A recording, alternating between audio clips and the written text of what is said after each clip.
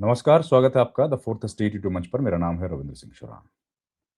ये जो घटना घटी है, ये हिंदुस्तान के संसदीय इतिहास में एक ब्लैक स्पॉट है, काला अध्याय है। ये बात हम लोग नहीं कह रहे, ये बात कही है लोकसभा स्पीकर ने। उन्होंने कहा है कि ये काले धब्बे जैसा है। उन्होंने एक और बात कही, उन्होंने कहा कि प्रधानमंत्री नरेंद्र मोदी पर हमला हो सकता था। देश के प्रधानमंत्री पर संसद के भीतर हमला हो सकता था। ये क्या हो रहा है इस देश में? हमारे प्रधानमंत्री पर संसद के भीतर हमला हो सकता था।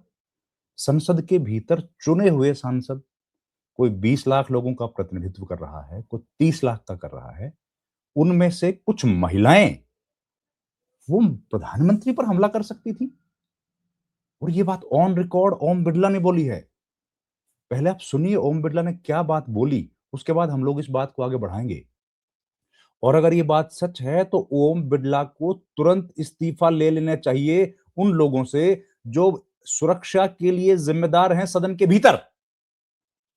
सदन के भीतर जिम्मेदार कौन है सुरक्षा के लिए? कितने मार्शल्स यहां पर डेप्यूट किए गए हैं? कितने वॉच एंड वार्ड का स्टाफ वहां पर है? और संरक्षक होते हैं ओम बिड़ला।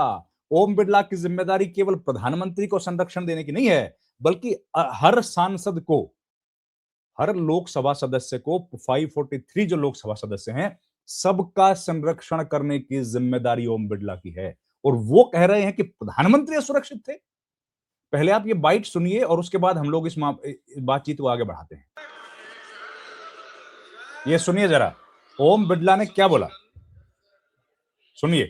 मुझे बड़े दुख के साथ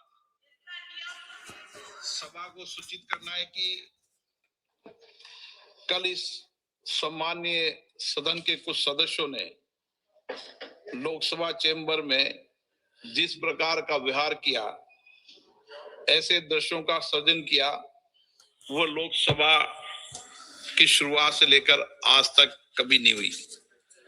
हमारे संसदीय प्रणाली में सदन के सभापति का गरिमामय स्थान हमारे संविधान में ही सर्जित किया है।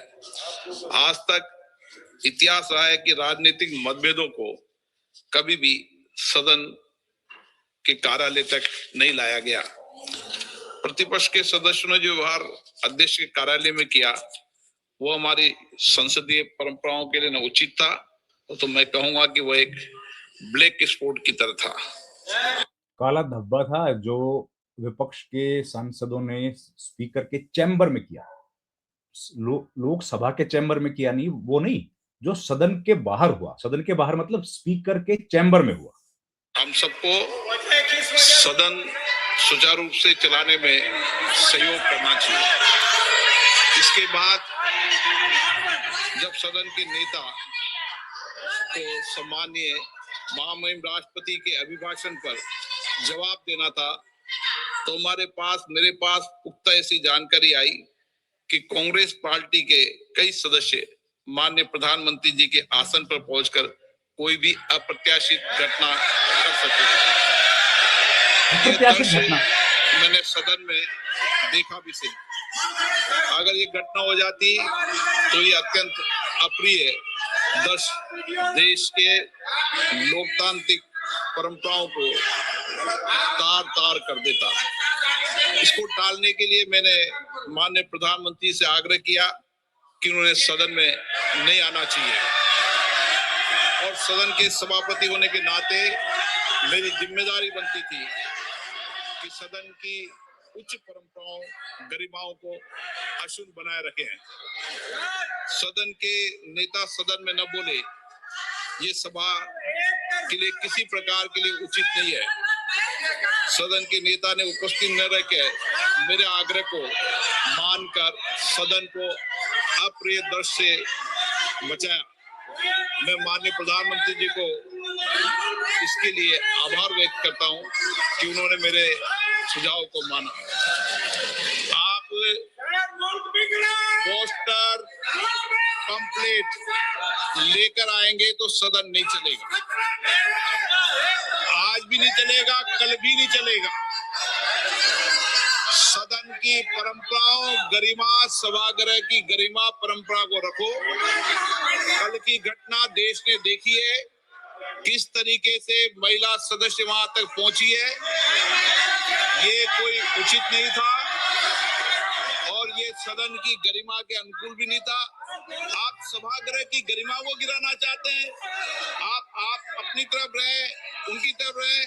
भाषण शब्दों से आप आरोप प्रत्यारोप लगा सकते हैं, शब्दों से कोई भी बात भी कह सकते हैं, लेकिन आप इधर आसन में आकर जिस तरीके की घटना कर रहे हैं ये उचित नहीं है।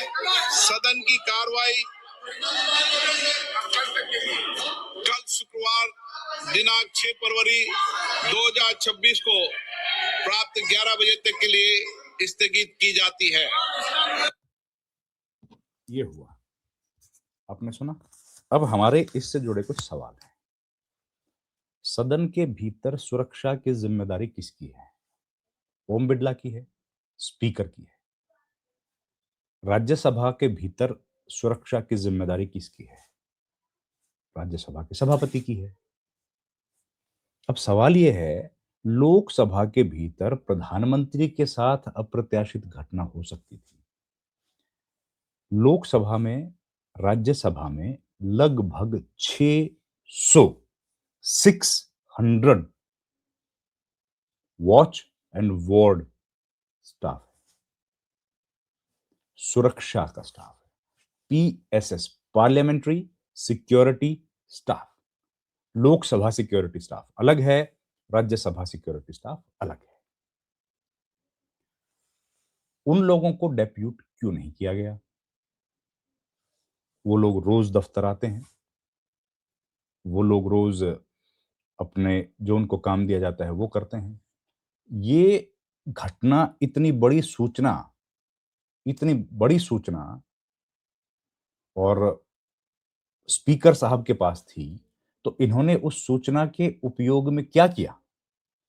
क्यों लोकसभा अध्यक्ष ने अपने जो सिक्योरिटी स्टाफ है, मार्शल्स जो होते हैं, आप जानते हैं मार्शल्स जो स्पीकर के साथ, चेयर के साथ खड़े रहते हैं, वो मार्शल्स हैं।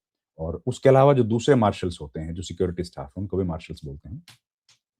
उन लोगों को डिप्यूट क्यों नहीं किया? अगर वो लोग अवेलेबल नहीं थे वहां पर, अब सीआईएसएफ की ड्यूटी है।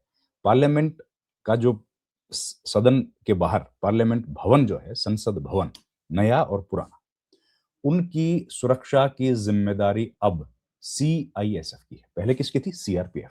हटा के सीआईएसएफ लेके आ गए। बाहर की जिम्मेदारी उनकी है। भीतर अगर कोई अनटूवर्ड इंसिडेंट, जैसे लोकसभा स्पीकर ने कहा कि अप्रत्याशित घटना हो सकती थी, अगर इस तरह की कोई घटना की संभावना है तो कौन उसकी सुरक्षा करेगा? भीतर वॉच एंड वार्ड स्टाफ, क्योंकि उनको अलाउड है। उसके अलावा तो किसी को अलाउड नहीं है संसद सदन के भीतर। तो जो लोग अलाउड है, जिन लोगों की जिम्मेदारी है, और ये कोई पहली बार तो होता नहीं है। अलग अलग विधानसभाओं में, लोकसभा में, राज्यसभा में हमने एक नहीं अनेक घटनाक्रम देखे हैं जब सदन के भीतर व्यवधान उत्पन्न करने पर, गतिरोध पैदा करने पर, अलग अलग पॉलिटिकल पार्टीज के सांसदों को मार्शल्स ने सभा के बाहर, सभा की कार्रवाई से बाहर भेजा है, उनको बाहर लेके गए हैं आसन के आदेश के बाद, स्पीकर हो या चेयरमैन हो। तो ये तो पुरानी परंपरा है, इसी के लिए तो ये नियुक्तियां की जाती हैं। लेकिन ये तरीका क्यों नहीं अपनाया गया? एक प्रधानमंत्री को, अगर कोई देश के प्रधानमंत्री, नेता सदन को अगर कोई बोलने से रोक दे, और देश की लंबी जो परंपराएं हैं वो चली आ रही हैं, उन परंपराओं के साथ इतना बड़ा खिलवाड़ हो जाए और एक स्पीकर उसको बैठ के देखता रहे, तो ये सही बात है कि गलत बात है? इस बात पर ओम बिड़ला साहब को एक प्रेस कॉन्फ्रेंस जरूर करनी चाहिए थी और उनको बताना चाहिए था कि क्या क्या खतरा था, और ऐसे लोग जो इस तरह के प्लान कर रहे थे, उन लोगों के खिलाफ कार्रवाई की जानी चाहिए। उन लोगों के नाम सार्वजनिक किए जाने चाहिए कि भला कौन सांसद हैं, महिला सांसदों का उन्होंने नाम दिया, कि जो प्रधानमंत्री के आसन के पास जाके कोई अप्रत्याशित घटना करना चाह रही थी। ये बेहद संजीदा मामला है और ये ओम बिड़ला ने तो बता ही दिया है कि तो blackest spot in the history है। तो इस पर अब राजनीति ज़ाहिर है शुरू होगी और हम लोग आपको दिखाते रहेंगे, बताते रहेंगे जो होगा। आपका बहुत-बहुत धन्यवाद। Thank you very much. नमस्कार।